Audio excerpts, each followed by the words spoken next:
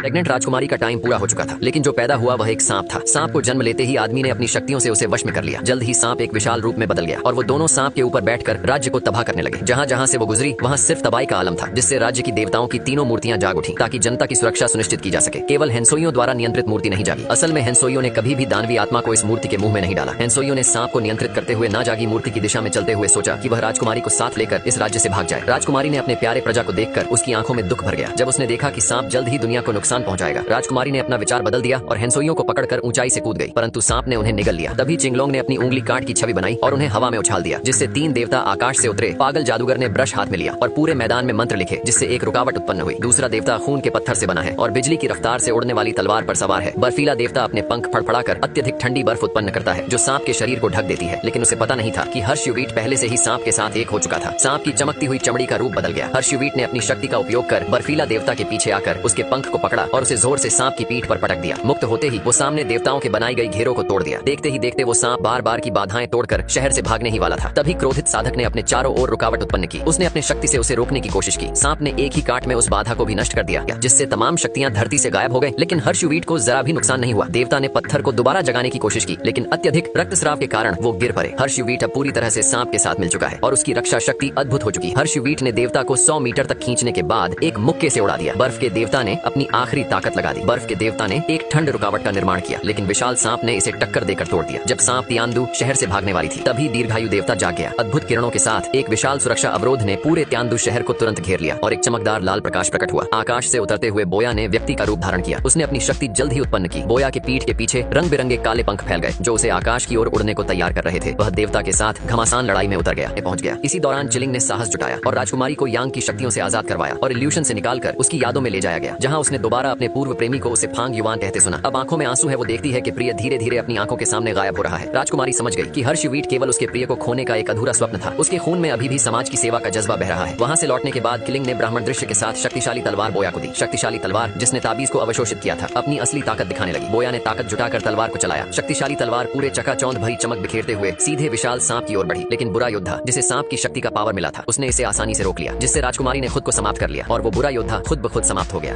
योद्धा ने जब राजकुमारी के वस्त्र हटाए तो देखा कि एक राक्षस उसके शरीर के अंदर लगातार हरकत कर रहा था। उसने एक सिल्वर सुई निकाली और राजकुमारी के पीठ में डाल दी, ताकि योयान छिपे शक्तियों की मदद से राक्षस को अपने शरीर में स्थानांतरित कर सके। लेकिन राक्षस बहुत समस्या पैदा कर रहा था, जिससे शिमिंग खुद फंस गया। बोया को रक्त निकालकर उसे बचाना पड़ा। शिमिंग ने अपनी दोनों भावों के बीच के निशान को खोलकर राक्षस को बाहर निकाला, लेकिन वह बेहोश हो गया। क्रिटिकल स्थिति में बोया ने पूरी ताकत लगाकर अंततः राक्षस को बाहर खींचा। असल में इस राक्षस का नाम चुने था। मानवीय इच्छाओं को खाकर राजकुमारी के संकल्प का उपभोग करने के बाद ये सीधे ही ब्लू ड्रैगन को जागृत कर सकता है। इस समय शाही महल की रक्षा करने वाला मंत्र असामान्य हो गया, जिससे ब्लू ड्रैगन अंधकार में फंस गया। किलिंग ने एनियन चांसिंग कला का प्रयोग करते हुए महारानी के कमरे में प्रवेश किया और देखा कि शोएबी तलवार उठाकर अलोंग फांसी पर वार करने वाला है। भयानक ठंडी लहर अचानक आई और बिना प्रतिक्रिया के व्यक्ति तुरंत ही बर्फ के मूर्ति में बदल गया। इस बीच समुद्र तट पर घूम रहे पर्यटकों को खतरे की कोई जानकारी नहीं थी। अचानक एक महिला ने कुछ असामान्य देखा। उसने देखा कि समुद्र से एक ठंडी लहर किनारे की ओर बढ़ रही है और तुरंत ही बीच से अनगिनत बर्फ के लहरें उभर आई। ये देख लोग जल्दी से किनारे की ओर भागे, लेकिन इस समय भागना बहुत देर हो चुका था। जल्द ही ठंडी लहर शहर में फैल गई और सभी सड़कें जम गई। कुछ ही समय में पूरे रास्ते पर अफरा तफरी मच गई। जमीन से उठते हुए बर्फ के किले ने तुरंत कारों को ऊपर उठा दिया। कुछ ही सेकंड में ठंडी लहर ने पूरे शहर को घेर लिया और तापमान 200 डिग्री तक गिर गया। और इस प्राकृतिक आपदा में पृथ्वी पर 99% लोग जमकर मर गए। संसार में अराजकता फैलने लगी। ये माँ बेटी की जोड़ी तो इस आपदा से बच गई थी, लेकिन उन्हें ये नहीं पता था कि एक लालची इंसान केवल अपने लाभ के लिए उनके घर को पूरी तरह लूट लिया। कोई उपयोगिता न होने के कारण महिला को बेरहमी से बर्फीले मैदान में फेंक दिया गया।